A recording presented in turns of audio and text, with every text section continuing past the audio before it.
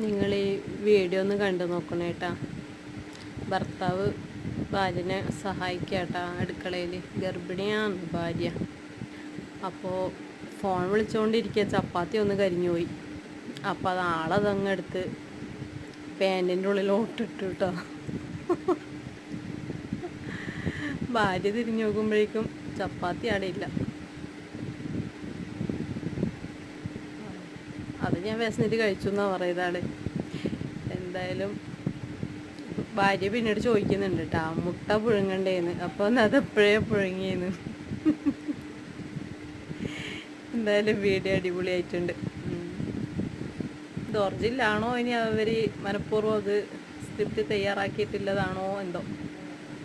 എന്നാലും അടിപൊളിയായി.